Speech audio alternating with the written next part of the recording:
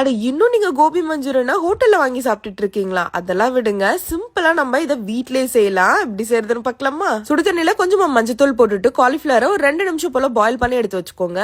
2 table spoon அளவுக்கு கடலை பருப்பு, அரிசி மாவு, 1 ஸ்பூன் அளவுக்கு வெறுமிளகாய் தூள், 1/2 ஸ்பூன் அளவுக்கு உப்பு, 2 டேபிள் ஸ்பூன் அளவுக்கு கார்ன்ஃபிளவர், 1 ஸ்பூன் அளவுக்கு கரம் மசாலா, இது எல்லாத்தையுமே காலிஃபிளவரோட சேர்த்துக்கோங்க. நான் எக்ஸ்ட்ரா எந்த தண்ணியும் மிக்ஸ் பண்ணல, அதுல இருக்கிற ஈரப்பதத்திலேயே நல்லா மிக்ஸ் பண்ணிக்கோங்க. 1 ஸ்பூன் அளவுக்கு இஞ்சி பூண்டு பேஸ்ட் சேர்த்துட்டு அதையுமே நல்லா மிக்ஸ் பண்ணிட்டு எடுத்து வச்சுக்கலாம். இப்ப என்ன நல்லா சூடானதும் இந்த மாதிரி ஒன்னொன்னா சேர்த்துக்கலாம். நல்லா கோல்டன் ப்ரௌன் ஆகி மொறுமொறுன்னு வந்ததும் எடுத்துடலாம். 3 டேபிள் ஸ்பூன் போல எண்ணெய் வச்சுக்கோங்க. குட்டி குட்டியா கட் பண்ண இஞ்சி பூண்டு 1 ஸ்பூன், அதுக்கப்புறம் ஒரு பச்சை மிளகாய் கிட்ட கியூபா கட் பண்ண 2 மீடியம் சைஸ் வெங்காயம் சேர்த்து அதையுமே நல்லா வதக்கிக்கோங்க. இப்ப கியூபா கட் பண்ண ஒரு கேப்சிகமும் சேர்த்து வதக்கிக்கலாம். 1/2 ஸ்பூன் வெறுமிளகாய் தூள், 1/4 ஸ்பூன் அளவுக்கு பெப்பர், 1 ஸ்பூன் அளவுக்கு உப்பு, இது எல்லாத்தையுமே சேர்த்துக்கலாம். ஒரு ஹாஃப் மினிட் போல வதக்கிட்டு இப்போ 1 டேபிள் ஸ்பூன் அளவுக்கு soya sauce, tomato sauce add பண்ணிக்கலாம். மிக்ஸ் பண்ணிட்டு இந்த மாதிரி நல்லா கொதி வரும் பாத்தீங்களா? அந்த டைம்ல 1 டேபிள் ஸ்பூன் அளவுக்கு கார்ன்